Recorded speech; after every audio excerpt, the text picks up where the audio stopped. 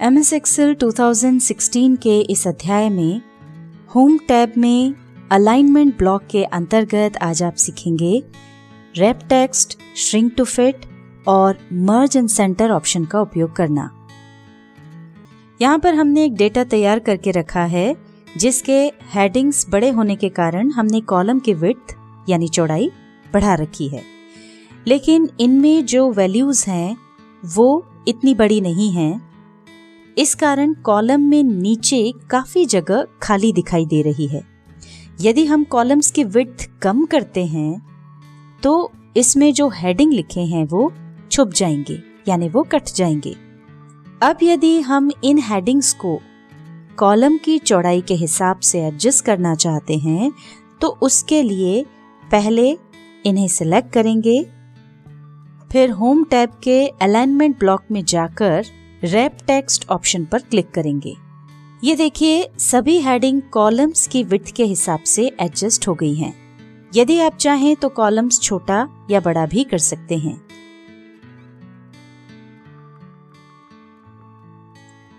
ये हम टेक्स्ट को वापस उसी स्थिति में ले आए हैं जिसमें कि हमारी हेडिंग्स जो हैं वो कट रही हैं। अभी हमने टेक्स्ट को कॉलम में एडजस्ट करने के लिए रैप टेक्स्ट ऑप्शन का उपयोग किया था। इस टेक्स्ट को एडजस्ट करने का एक और तरीका है। उसके लिए हम इन हेडिंग्स को सिलेक्ट कर लेंगे और अलाइनमेंट ब्लॉक में कॉर्नर पर जो छोटा सा एरो बना हुआ है उस पर क्लिक करेंगे। अब यहाँ पर टेक्स्ट कंट्रोल में श्रिंक टू फिट ऑप्शन पर क्लिक करके ओके करेंगे। देखिए जो भी हेडिंग कॉलम की विड्थ से बड़ी थी उनके फॉन्ट साइज कम हो गए हैं और वो उसमें एडजस्ट हो गई हैं। अगर आप कॉलम का साइज बढ़ाते या घटाते हैं तो अपने आप इन हेडिंग का फॉन्ट साइज उसके हिसाब से बढ़ जाएगा या घट जाएगा और इस तरह से वो हेडिंग जो है वो उस कॉलम में एडजस्ट हो जाएगी। इसको हम Ctrl Z से वापस नॉर्मल कर देते हैं। वापस हम अलाइनमेंट ब्लॉक में इस एरो पर क्लिक कर रहे हैं। यहाँ टेक्स्ट कंट्रोल में देखिए सबसे नीचे आपको मर्ज सेल्स का ऑप्शन मिलता है। ये ऑप्शन आपको बाहर अलाइनमेंट ब्लॉक में मर्ज एंड सेंटर में मिल जाएगा। मर्ज एंड सेंटर का उपयोग सेल्स को मर्ज करने के लिए किया जाता है। देखते हैं कैसे। पहले हम डेटा के ऊपर हेडिंग दे देते हैं। अब ये देखिए अगर हम इन कॉलम्स की विड्थ चेंज करते हैं तो ये हेडिंग डेटा के एक तरफ दिखाई दे रही है, यानी कि ये डेटा के सेंटर में नहीं आ रही है, जबकि ये हेडिंग है इसलिए हम चाहते हैं कि ये डेटा के सेंटर में आए। तो उसके लिए हम इन सभी सेल्स को सिलेक्ट कर लेंगे और फिर मर्ज एंड सेंटर ऑप्शन पर क्लिक करेंगे। ये देखिए सारी सेल्स मर्ज हो गई हैं और हेडिंग सेंटर में आ गई है।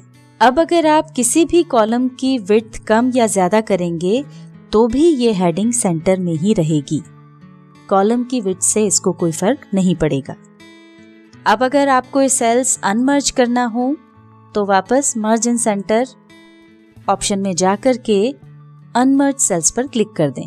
ये देखिए वापस से ये सेल्स अनमर्ज हो गई हैं और हमने जो हेडिंग डाली थी वो पहली सेल में आ गई है। अभी हमने आपको मर्ज एंड सेंटर और अनमर्ज सेल्स ये दो ऑप्शंस बताए। अब इसमें दो ऑप्शंस और बचते हैं, मर्ज अक्रॉस और मर्ज सेल्स। हम आपको ये भी बता देते हैं ताकि आप इनका अंतर समझ सकें। इस डेटा के नीचे हमने ये सीरियल नंबर्स डाले हैं 1 2 3 4। इनको हम मर्ज करके देखते हैं। जितने कॉलम्स तक हमको मर्ज करना है हम उनको सिलेक्ट कर लेंगे। अब जैसे ही हम मर्ज अक्रॉस ऑप्शन पर क्लिक करेंगे, यहाँ नीचे जो अलग अलग 3 कॉलम्स दिख रहे हैं ये मर्ज होकर के पूरा एक कॉलम हो जाएगा और यहाँ पहले कॉलम में जो हमारा टेक्स्ट है वो चूंकि राइट अलाइनमेंट में है इसलिए अब वो एक कॉलम बनने के बाद इस तरफ आ जाएगा। ये हमने मर्ज अक्रॉस पर क्लिक किया।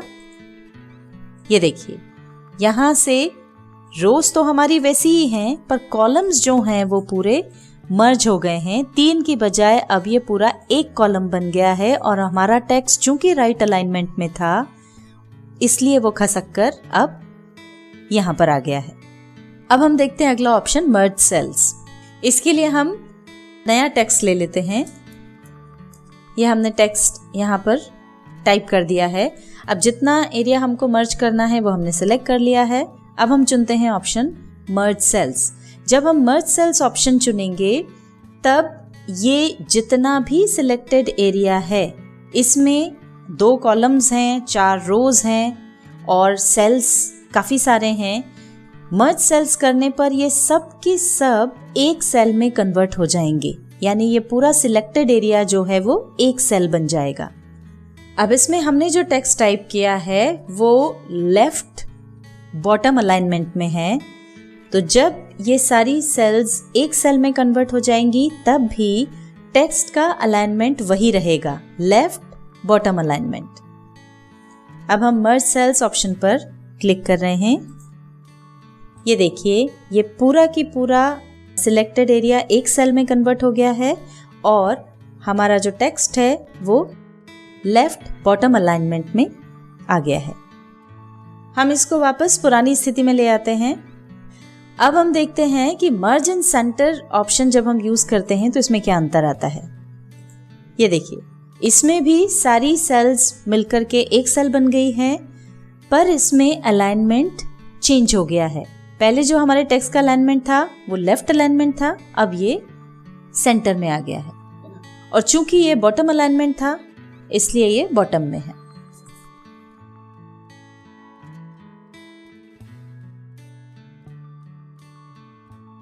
MS Excel 2016 के इस अध्याय में होम टैब में अलाइनमेंट ब्लॉक के अंतर्गत आज आपने सीखा wrap text, shrink to fit और मर्ज इन सेंटर ऑप्शन का उपयोग करना।